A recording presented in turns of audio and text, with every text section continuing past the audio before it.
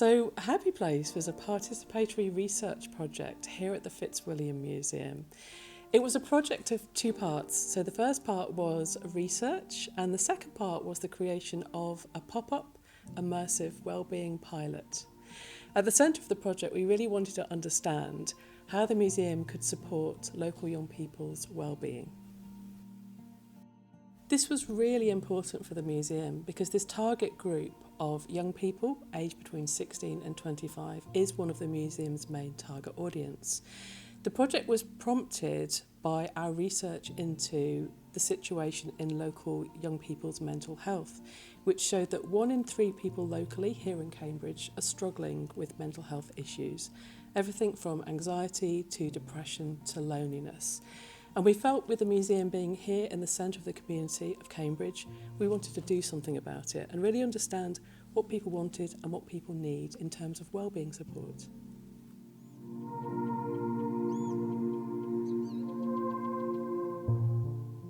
So Happy Place researched what wellbeing meant for young people living in Cambridge, what factors were kind of negatively impacting their wellbeing, so sort of bringing stress and unhappiness, and also what was sort of impacting and promoting joy, and crucially what museums could do to sort of help this ongoing crisis. We used participatory action research in the project.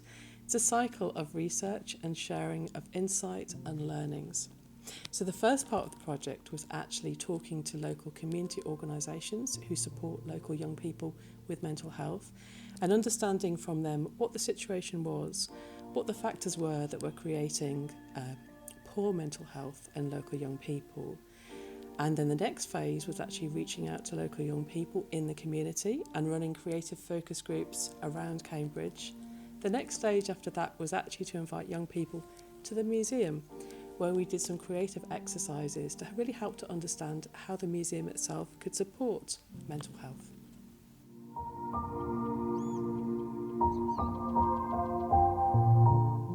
So we worked with a range of local young people who kind of brought different experiences and backgrounds, and also different levels of kind of experience of museums. So some were really confident visiting and came all the time, and others, they were just sort of not a part of their daily life or part of maybe their routine. So we had all of these different experiences brought together, which created a really rich environment.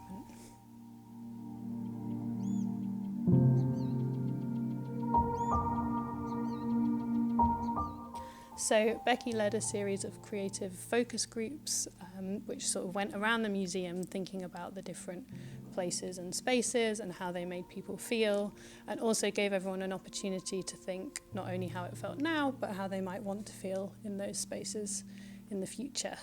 So these activities kind of involved sketching in different artworks, kind of slow looking and sort of empathy-based activities, thinking about the sort of emotional and human stories behind the artworks. So I thought they were really fun, and I think that, it just felt like coming to a space where, there was a group of young people all kind of motivated and kind of excited to get involved in a creative project, which I thought was just such a cool environment to be in. I feel very grateful to have had the chance to be part of that kind of space of creativity. I think I found it quite relaxing, and also it was interesting to kind of explore the museum in a way that felt at the same time very kind of personal and individual, but also kind of having that individual experience alongside others. So I found it really kind of a little bit surreal, but very enjoyable, and I really had a good time kind of drawing and responding creatively to the works that I was seeing. So I thought that was really cool, and it had kind of always been something that I'd wanted to do, like come to the museum and actually leave having maybe done some drawing myself, but I'd just never gotten around to it, so it was really nice to have the opportunity to kind of get involved creatively.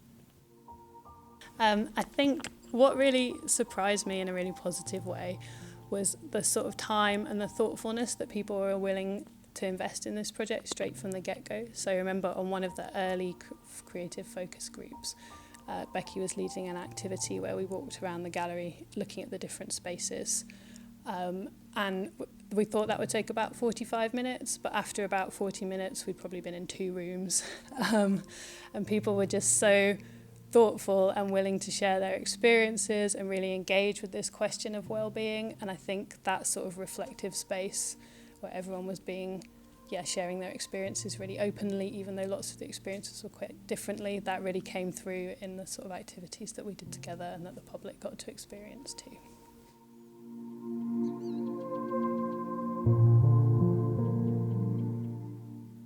So the project ultimately created a 4-day pop-up immersive wellbeing pilot here at the Fitzwilliam Museum.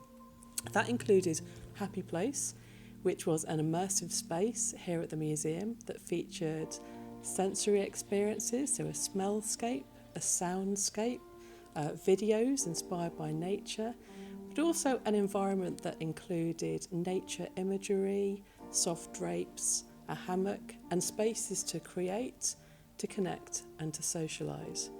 That was this Happy Place. As well as Happy Place, we created the Happy Hour, which were a series of creative activities that took part in the museum. It was different every day.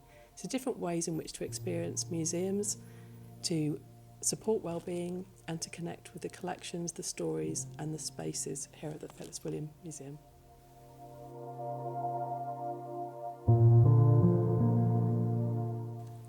I think when we were designing the sessions, in one session we made this huge mind map, right? It was maybe about 2 A3 pages long, with just everything you could ever do that might be fun or relaxing or take your mind off something that bothers you. And I think that could be like origami paper, that could be paper flowers, it could be pushing sand around in a little Zen garden. It could be knitting or creating art or yoga, or there are so many different things for different people. And I think what we wanted to achieve was allow different audiences to interact. So no matter what age you were, you could engage with these activities. And I think we really saw that on the final days. I wanted the Happy Place to be kind of like an open space where people could feel creative, make discoveries, and also relax. I think definitely kind of once we started moving the fabric around and kind of, covering the ceiling with fabric, it kind of felt like the space was starting to really be transformed, which was nice because so much planning had kind of been on paper, and then actually making the move towards creating the space was really exciting. So To explain a bit about what the Wellbeing Trail was, it was our way of going around the museum, picking items where we found they spoke to us in a wellbeing context, and we thought they'd speak to visitors in a similar way, as well as the architecture of the museum itself, because it's got beautiful architecture, and linking that to our experiences and what we wanted visitors to get from the space we'd made downstairs. So I was mostly involved in writing the prompts for the museum trial. So it was a booklet, it's kind of really outside the Happy Place area, but basically allowing the visitors to explore around the museum, to see the collections in a way that hinge upon well-being and all that. So I study art history, I'm doing a PhD around it, so one thing that I really resonate and really passionate is to bring kind of discussions in arts and art history to the public. So what I did is essentially picking some of the art collections that probably not a lot of visitors will focus on. So a lot of decorative arts, a lot of artworks that weren't accompanied with a museum labels and trying to thread it with a theme of well-being and to essentially guide the viewers around and to explore well-being in a very museum context. The stickers arose as part of the trail because we wanted something that visitors could engage with on a physical level as well as a sort of educational level. I love stickers. I think they're very fun.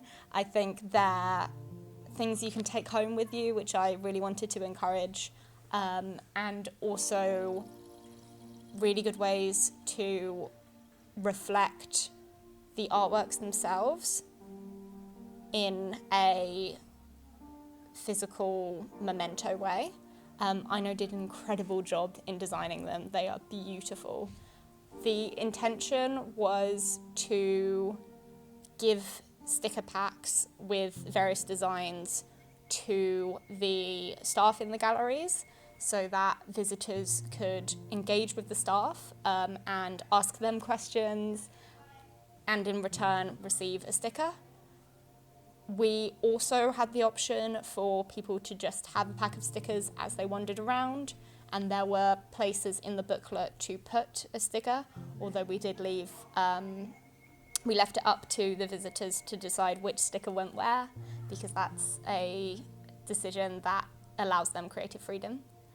In the end, it was less popular for visitors to engage with the staff in the galleries, just because sometimes museum going can be a very individual experience, which makes me really glad we put the other option out for people to have the stickers physically as they went round.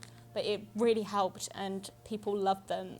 There were some people who would come up to us afterwards and ask for an extra pack of stickers because they wanted a memento, not just in the booklet they got to take home and with the stickers in there, but they also found the stickers so gorgeous that they wanted to stick them elsewhere.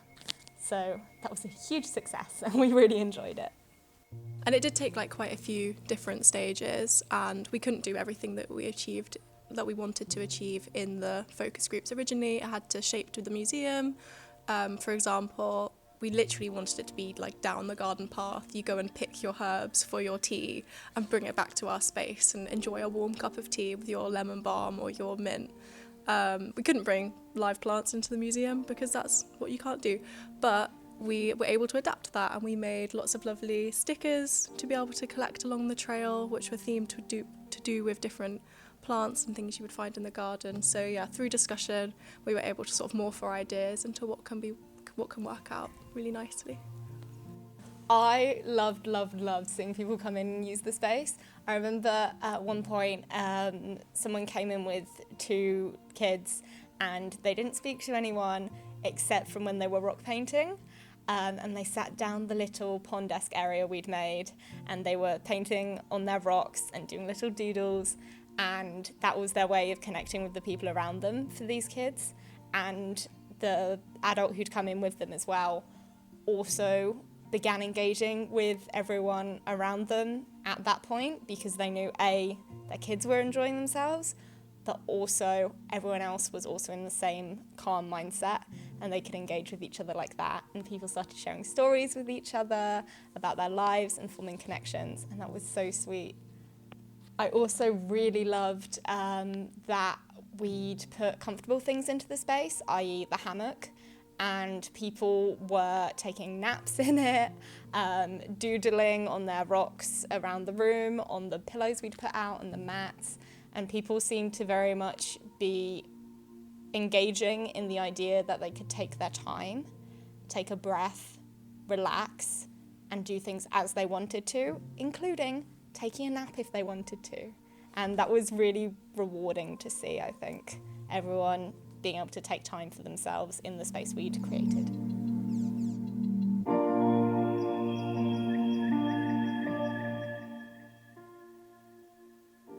I think it's important to have a reminder that there's a community around us, and that there can be a sense of connection even when everyone is kind of leading very busy lives, and then that that sense of community and connection can really play a key role in lifting our mood. Well, I do hope that museum is a place that's accessible to all of them. There's always a saying that, in all the public mind, that you need to know something in order to get to be able to experience a museum. And I guess what we hope to achieve here is that even though without happy hours, without happy place, this museum or Fitzwilliam Museum or museum in general could be a place where people can just come in and feel like they will be part of something that they can contribute to in terms of discussion. They can relax. They don't feel overwhelmed by these so-called of high arts and education. I feel like Happy Place came at one of the best times or one of the worst times, because I was not well, I was working night shifts, I'd finished my degree the week before and I was quite stressed still, and so I wouldn't have come to the museum, honestly, on that lovely sunny week if this had not been on. But being able to come and relax and do some yoga and just chat to people around a table, learn knitting, it was just such a lovely experience, and I honestly do think it helped me, like, physically and mentally, to just decompress and just relax. I think it was really, really lovely to come together with everyone during that stressful time. Well, it really pushed me to consider the audience and how each aspect of the illustrations, like color and typography, and the visual language, would kind of affect people's sense of well-being, and kind of having that in mind throughout the process was really interesting, and something new. And then other thing was the collaboration with Sophie and Louise. So there was also like learning experience, and also like brought another dimension to the illustration process, kind of having these other creative voices to collaborate with. I loved doing yoga in the galleries. I think it's definitely a highlight for me. I had never really done yoga in a big group before, certainly not for an hour. And so just being able to do something new in the galleries, but also look at the art in a different way. I remember I was placed in front of it was in Gallery 1, and I was placed in front of these like mannequin paintings, and they're doing all these fantastic poses and stuff like that. And as I was kind of moving around in the same sort of way, I kept on coming back to these paintings while doing yoga in the gallery space, which I think was just super fun and special. I made so many new friends.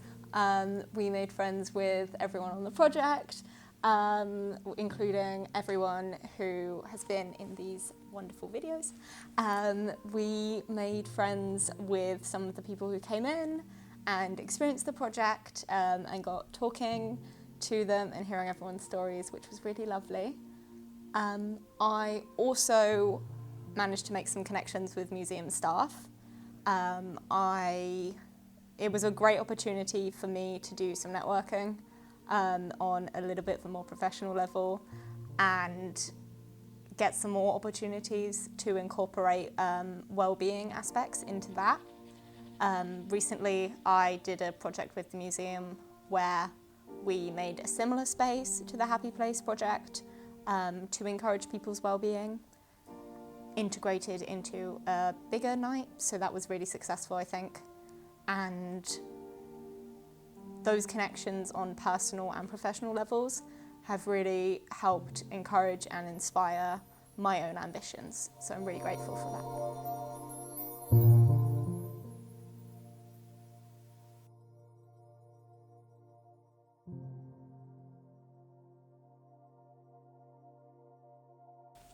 I think the project told us that people need a place to go in the community, a place to escape, a place to rest, a place to be themselves. And I think we did that with Happy Place.